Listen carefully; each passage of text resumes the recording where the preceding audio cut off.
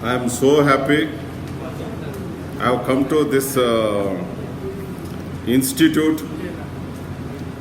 I'll tell you one thing.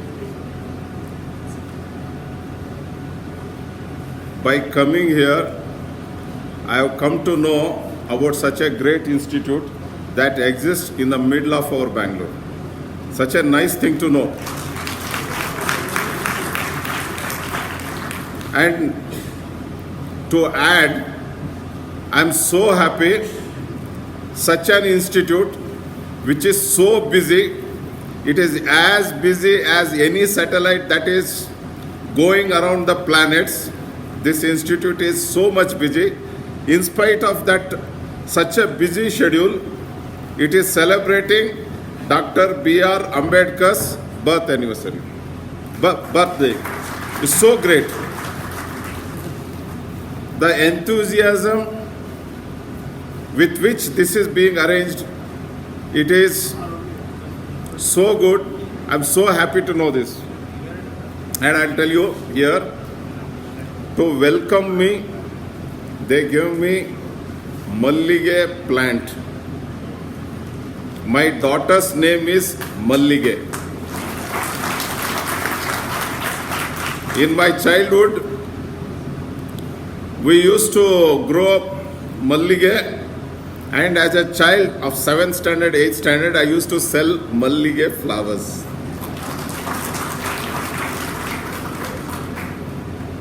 I'll tell you,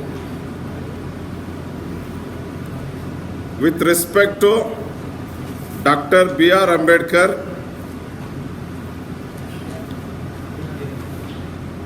you say anything good about him, it is less than what he is. And you remember whatever he has done for this country, for this world, for the human civilization. I tell you, it is lesser than what he thought to do and what he has already done. The Constitution of India, making of Constitution of India is one thing which silently revolutionized India without firing even a single bullet. I'll tell you some of the backstage incidents that have happened by adopting Constitution of India. India had more than 520 principalities. There were hundreds of Maharajas in India, and I'll tell you, they were silently waiting that the freedom fighters will fight independence for India, and they were thinking that India will be handed over to them. That was their thinking, that was their expectation, that was their wish. Silently, Constitution of India was adopted. All the Maharajas, they lost their power the very moment Constitution of India was adopted. Mysore Maharaj was no more Maharaj. Maharaj of Baroda was no more Maharaja of Baroda or whatsoever. And Peshwas were nowhere. I'll tell you, the greatness of Dr. B.R. Ambedkar lies in making the common people of India as the Maharajas of India.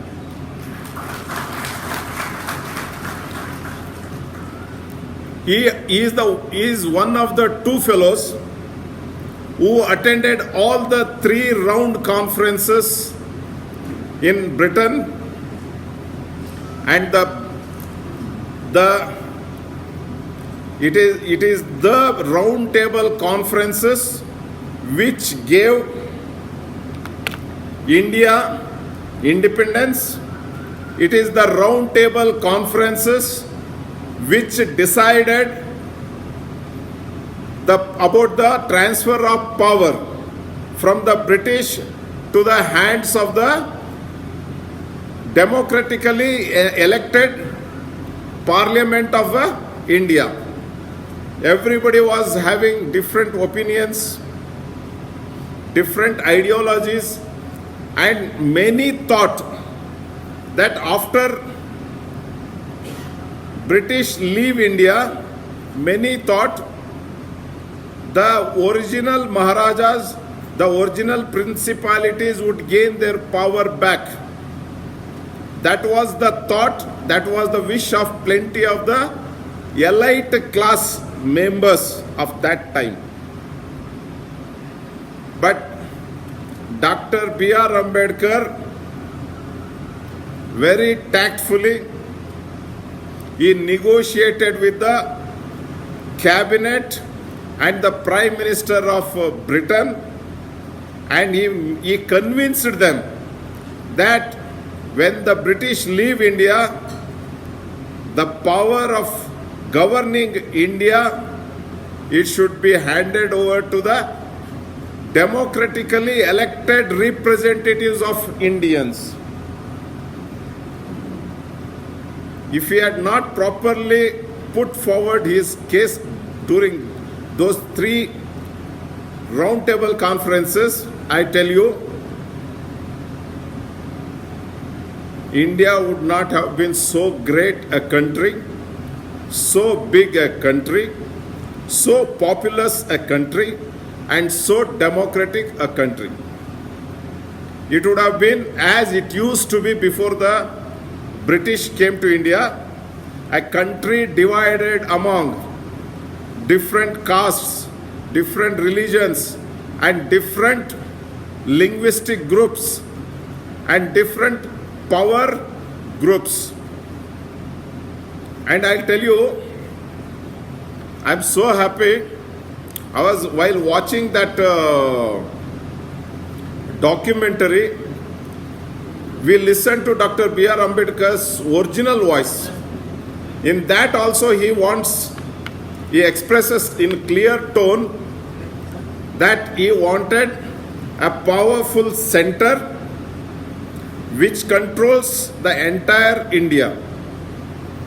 He didn't want groupings which would fizzled down, fractured down India, and Indian polity would not have been such a massive, magnanimous, and very, very imposing if Dr. B.R. Ambedkar had not imposed his ideology over the elected representatives of the Constituent Assembly of that period.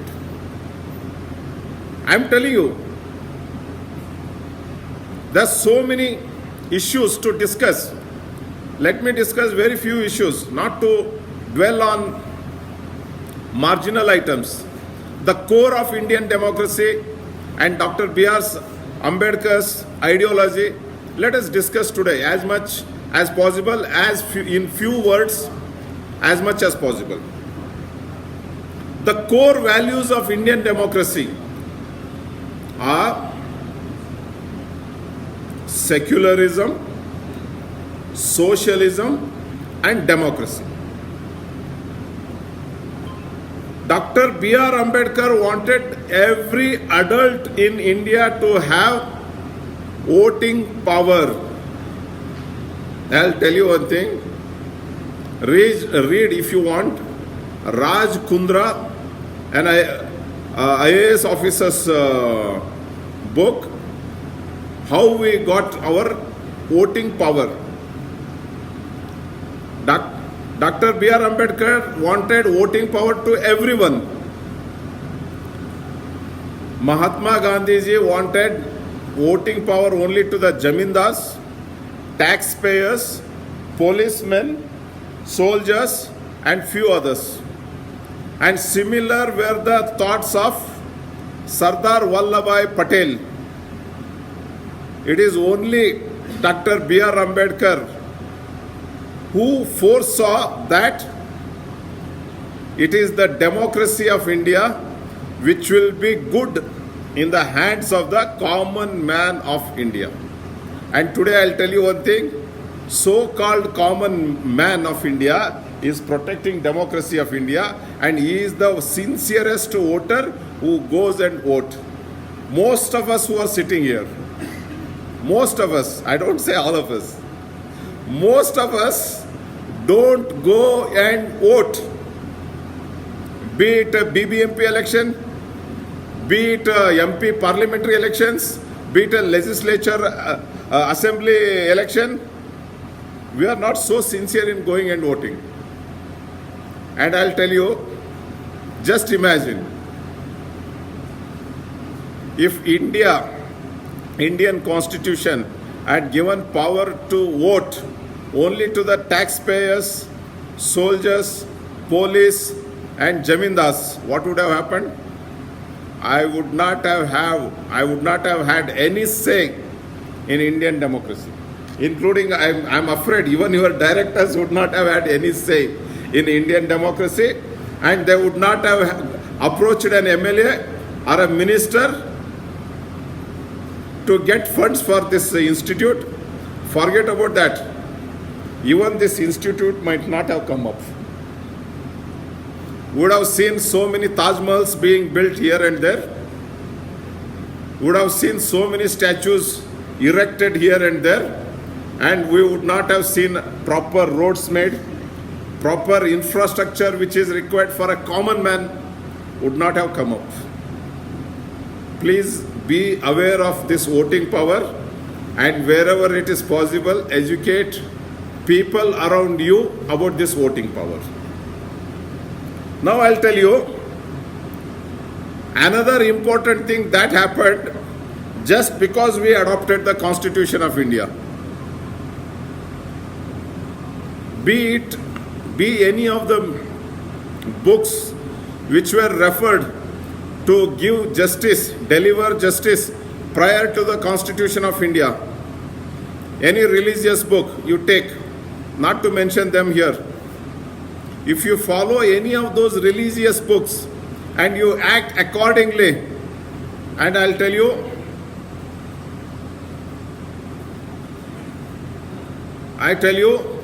lot of crime rate would have been very, very high if you had followed those religious books. Just because we are following the laws written under the Constitution of India, crime rate in India is very, very low. You can analyze, you can understand this, I think. I tell you, every religious book is written to control the people, to administer the people, and to deliver justice to the people as per that religious book. And whenever a king or a sultan comes to power, that sultan or that king follows that religious book to deliver the justice, to administer. Today, India is controlled, administered as per the Constitution of India. And for that single reason, I'll tell you, our Constitution of India is our religious book. Is our religious book. It is our holy book. And I'll tell you one thing, having said this, now I'll request you, please understand, just because we have adopted the Constitution of India, even though Constitution of India itself sanctions people to have their own faith, follow their own religion, even though it sanctions, I'll tell you, the day you adopted Constitution of India, the day we adopted the Constitution of India, we all are Indians. We all are Indians. Our religion is Indian religion, and our holy book is Constitution of India. Anything and everything now falls under the Constitution of India.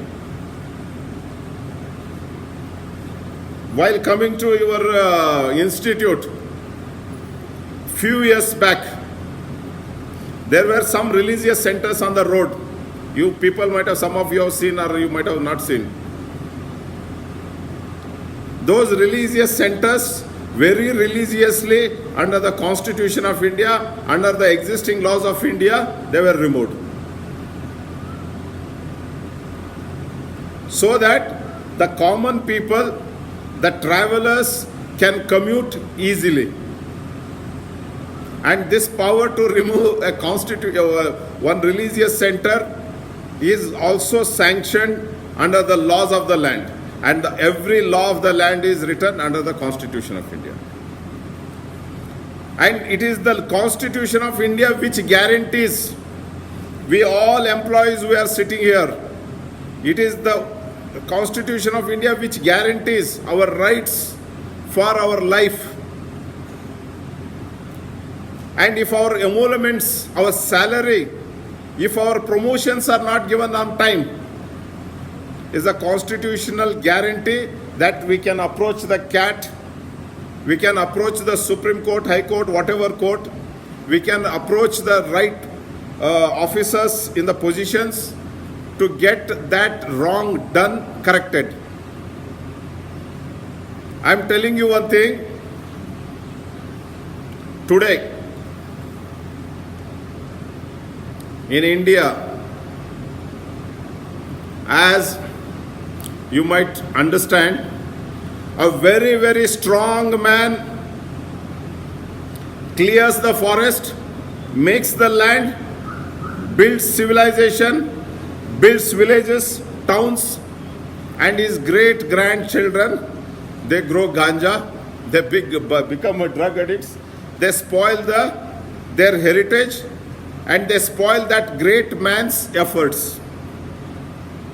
I'm afraid, in the similar manner, the founding fathers of India, the freedom fighters of India, they have struggled, they sacrificed their lives, they have shed their blood, they brought India united, they brought India independent, and they established the Constitution of India. And we the people, today's people, if we don't understand the sacrifice made by those people, their vision, I am afraid we grow weed, we grow nonsense, we grow hatred, we grow what is not required, and we will have to have the fruits of what we grow today. And fruits may not be sweet, fruits would be poisonous, and fruits would kill us.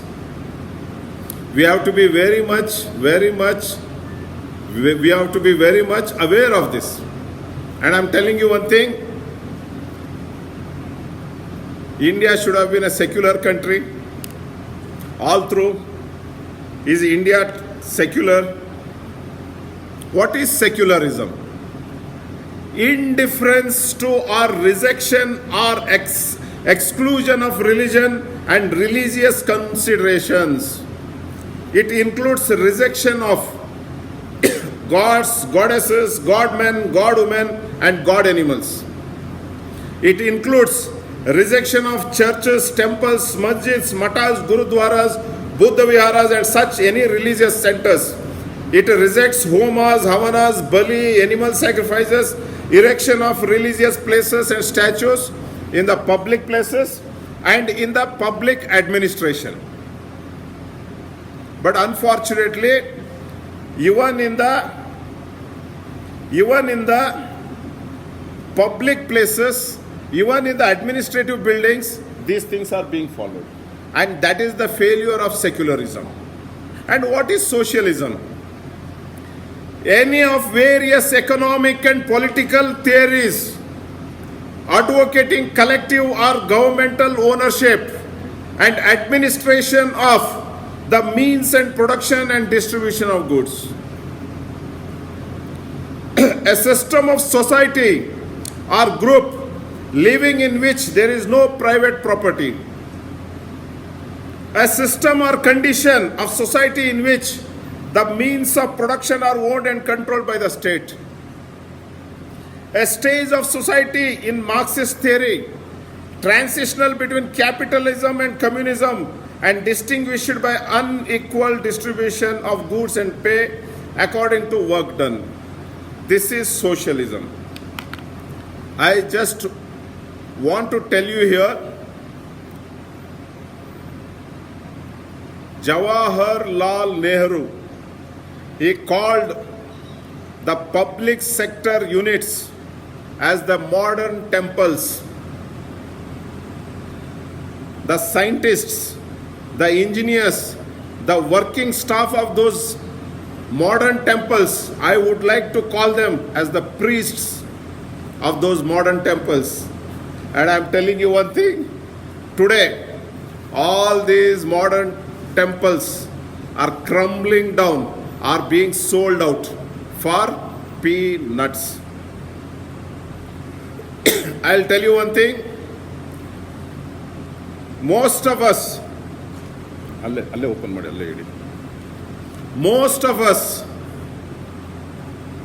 got educated, got good jobs because our parents were working in these modern temples. You go to any IIT, NIT, any government medical college, do you know? Most of the students who join them are children of the employees of the factories which are working in Bokaro, Steel City, Visakhapatnam Steel City, Tata Steel City, JSW Steel City, or Heavy Earth Engineering Corporation, Ranchi, or such places, or BHEL, BEL. The employees of these companies, they could afford and send their children to these colleges because they educated them well, because these institutes had their very good schools and colleges within their campus, or they were able to send their children to the Kendriya Vidyalaya. If all these modern temples crumble down and no more modern temples exist, I'll tell you, your children will not get good education and you have to pay heavily for whatever education they need. I'll tell you, the core value of Dr. B.R. Ambedkar is socialism, secularism, and democracy. And what is democracy? Democracy, a government in which the supreme power is vested in the people and exercised by them directly or indirectly through a system of representation, usually involving periodically held free elections. I am afraid, be aware, in the future, elections may not be held regularly and elections may not be held properly if the Constitution of India is failed. Everybody has moral right to protect the Constitution of India and moral right to protect the democracy, not only for the well-being of India as an unity, it is for the well-being of us, for our family, for our individuality also. We have to protect our democracy and our Constitution of India. The common people, especially when constituting the source of political authority, that is democracy, the absence of hereditary or arbitrary class distinctions or privileges, that is democracy. Now I'll tell you, we very proudly say that the Maharajas, the princes, the princesses, the queens, the kings have lost their power. Now it is the common man who is Maharaja of India. We are proudly saying that. According to the Constitution of India, that's correct. Now come and see the practicality, what is happening. What is happening? The whole political power of India is in the hands of not more than 300 to 500 families. The political power of Bihar is in the hands of maximum 5 to 6 families. The political power of Karnataka is in the hands of 5 to 10 families. Same thing is happening with the business power of India is in the hands of very few people. They decide which science and technology to grow, which field of business to grow, and everything is controlled by them. I'll tell you one thing. In a way, this hereditary governance system or hereditary politics, that is also killing our democracy. We have to have such laws or such mechanism, such tools of democracy where this doesn't happen. And I'll tell you one thing. This is not an occasion to tell this, but why I'm emphasizing this here is the ISRO employees, the scientists and technocrats who are sitting here, they are well educated. They can think better than other common people. We all are common people, but we can think better than those people. We can communicate better than those people. When we can understand this, we can communicate and educate the common people. For that reason, I'm telling you, I get saddened to see in the media when somebody says his grandson of, his great-grandson of that XYZ Prime Minister, that is why he is eligible to become Prime Minister. If you read this in the media, and if you don't think about this and analyze how it is killing democracy, you are part of killing democracy. Jorage. And I tell you, if I have driven this message to this audience, this august audience, I consider my reason to come here is fulfilled, and I'm very successful in talking to you. I feel that. Thank you very much. Today, the intellectuals have moral duty to oppose all the forces and villainous to protect the innocent, gullible citizens and Indian democracy. And I'll tell you, all those who use their power and positions to exploit the citizens for their own benefit don't deserve the power and position. But unfortunately, most of them are in power and position. The men in power have to be compassionate and sympathico towards all living beings. Dayavillada dharma adavudayya. Dayabeku sakala jeevangalige. Anta Kudal Sangama nam Basavana helana. In spite of that, today this set of people, my people, that set of people, not my people. This religious group is my religious group, and I encourage this. And I don't encourage this group. I don't want to even see them here near my premises. And I don't want to have those people as businessmen in my area. That kind of segregation, that kind of intimidation, and that kind of silent increase of untouchability is happening. I would just give here, as Dr. B.R. Ambedakar was a champion of fighting against the untouchability, I would like to mention few notes about untouchability. The history of India is history of three communities which ruled India. It is only three communities which ruled India for a very, very long time. From the turn of the civilization till the arrival of the Mughals, and even when Mughals were there, here and there, India was ruled by today's lower OBCs and Dalits. Harsha was a Buddhist, and Harsha's community, today it belongs to a Malwa community, and Malwas are scheduled caste people. The great Harshavardhana, Uttara Pateshwara, his community today belongs to scheduled caste community. Be aware. The Chalukyas, who ruled from almost from the borders of Pakistan up to the northern borders of Kaveri, Chalukyas, today they are called Chelwadis and they are scheduled caste people.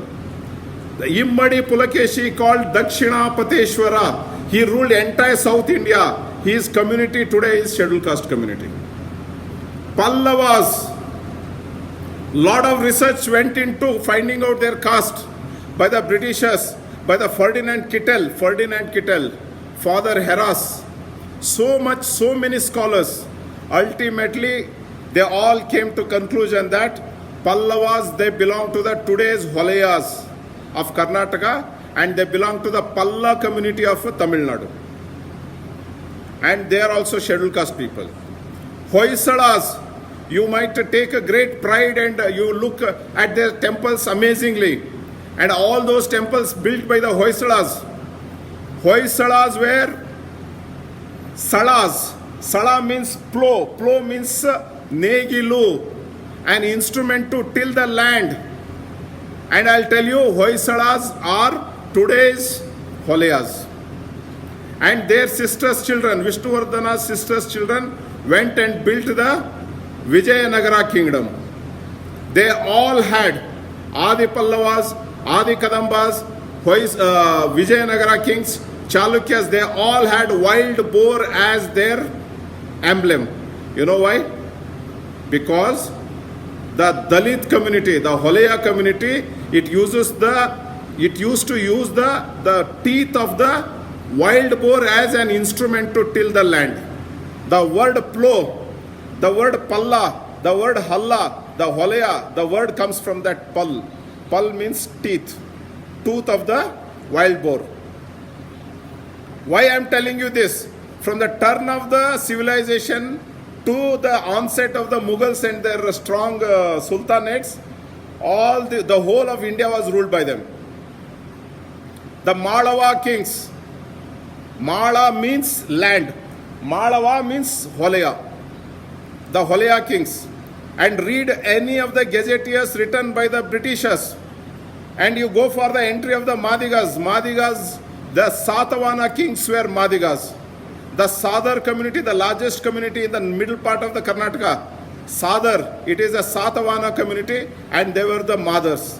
There's a word saying, Sadar means mother, mother means Sadar.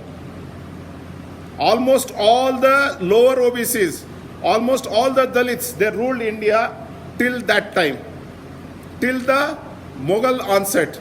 And once the Sultanates came, that was by around 11th century till the onset of the Britishers, India was taken care of by the Mughals. That's a Muslim period, Islamic period.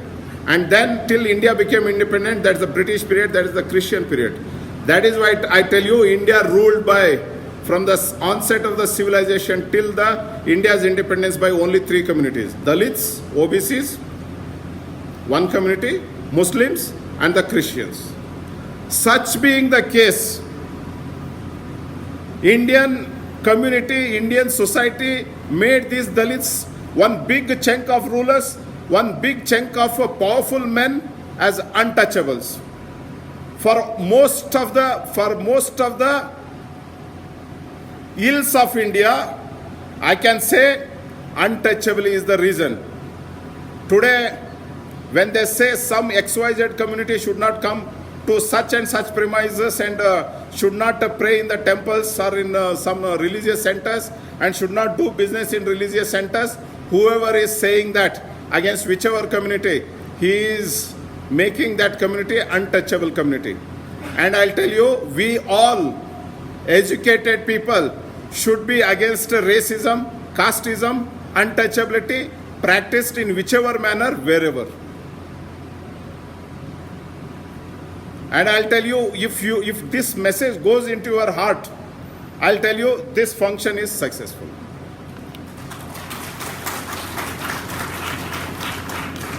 In such situations, the fence sitters are more dangerous than those who support the oppressors and the foolish rulers. The spirit of secularism has been enshrined in the Constitution of India in the preamble.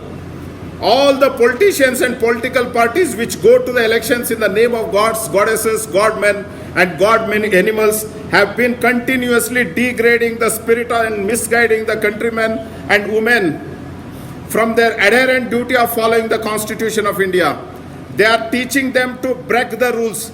They are breaking them away from the unity of India, and they are encouraging them to break the social fabric of India. Indian democracy is slowly vanishing and giving way for aristocracy.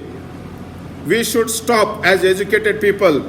Some of the early political leaders of post-independent India have created neo-aristocratic families which cooperate and enrich their own families and friends and fight against their enemies politically to consolidate their personal wealth and power.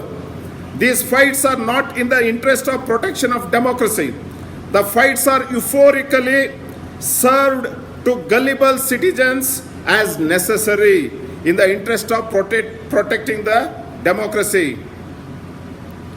The organizations involved in protecting the secularism and democratic socialism are executive, legislative, judiciary, and media.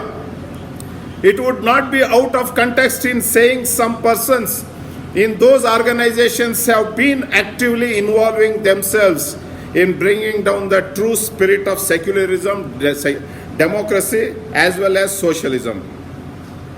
How to protect secularism? Stop caste-based schools, colleges, academies, universities, and hostels. Stop religion-based schools, colleges, academies, universities, and hostels. Stop religious activities in the public offices and places. Stop religious activities by the personnel who hold public offices. Stop display of religious symbols in the public offices and places. Stop display of religious symbols by the personnel who hold public offices. How to enhance secularism? Enhance secular education system, encourage secular institutions, encourage secular participation of public in government affairs, encourage secular writings, creativity, literature and artworks, encourage secular marriages and peaceful interactions, enhance secular cultures. How to protect democracy? Stop dynastic rule, stop clan rule, stop casteist rule, stop nepotistic rule, stop aristocratic rule, and stop dictatorial rule. How to enhance democracy? Democratic selection of all the office bearers of political parties, create more number of states to fulfill the aspirations of the linguistic minorities like Bhojpur, Tulunadu, Kodava, Konkana, Malwa, Gonda, Uram, Kasi, Jantia, Garjo, Darjeeling, and a few more. Encourage new faces in the corridors of power.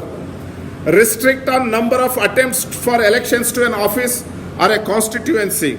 Reduce expenditure on elections. How to protect socialism? Stop malignancy towards the national institutes, academies, universities, organizations, and public sector units by the capitalists and media backed by them. Stop mismanaging the national institutes, academies, and all that.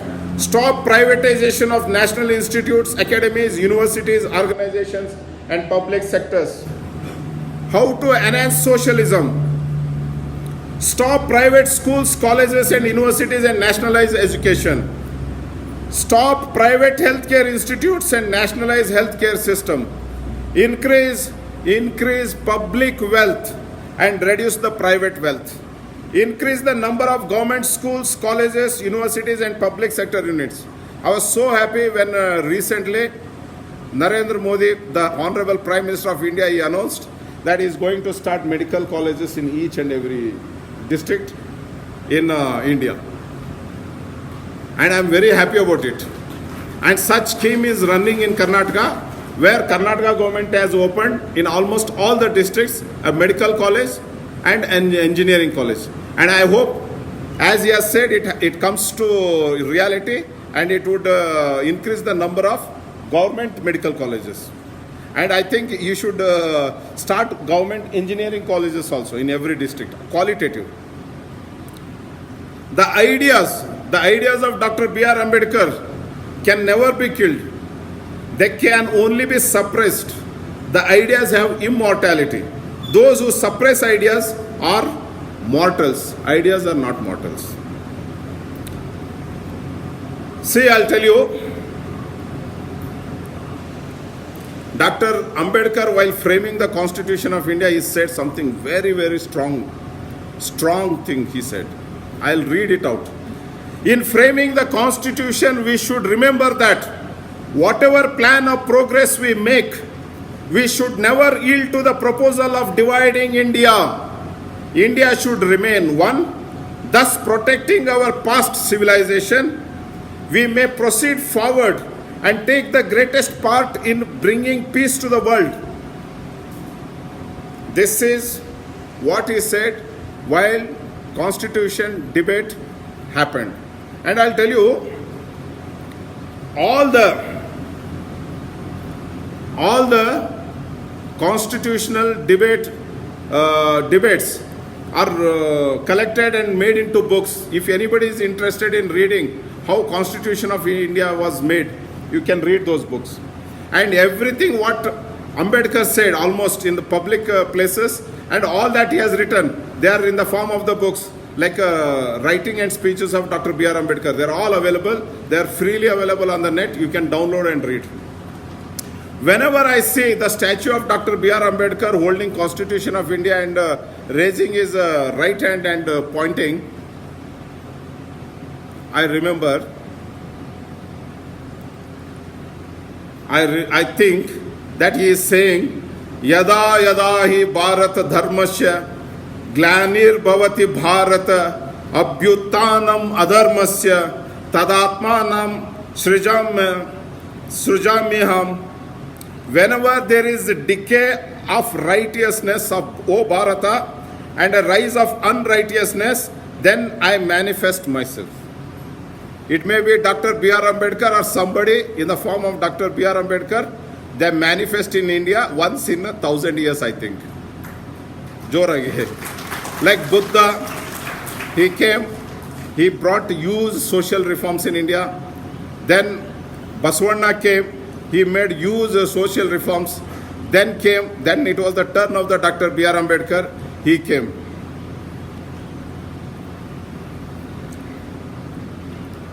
There is, like, if we all are like Dr. B.R. Ambedkar, think and act like them, like him, there is no need to use any force if we have used the right words to convey our messages.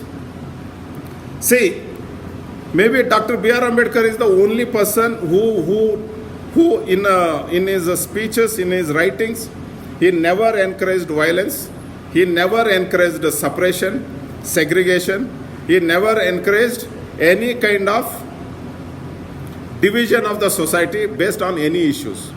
He wanted all to be on the same platform so that they can have equal opportunities.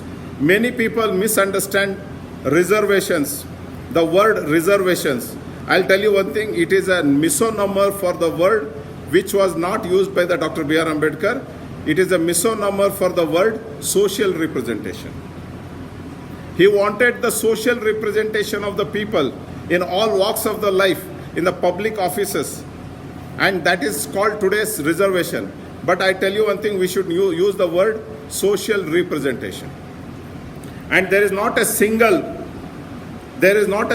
community which doesn't have a social representation today. Almost all the communities in India, they have due social representation in the public offices. But unfortunately, public offices are closing faster than we thought. For that reason, I keep saying, we all are Indians. Our religion is Indian, and our religious book is Constitution of India. Indian religion founded on the Constitution of India. Today, people are fighting over silly reasons. If everyone follows the laws written under the Constitution of India, then there will not be any disturbance in the country. I just wanted to say these few words. I don't want to further. Normally I speak for just 45 minutes. I have crossed 45 minutes. And you know, in your classes also, in your schools, they said a good session is only 40 minutes. Now I'll close. And before I close my words, I request you all, join me in saying loudly, we all are Indians. We all are Indians. Our religion is Indian. Our holy book is Constitution of India. Thank you very much.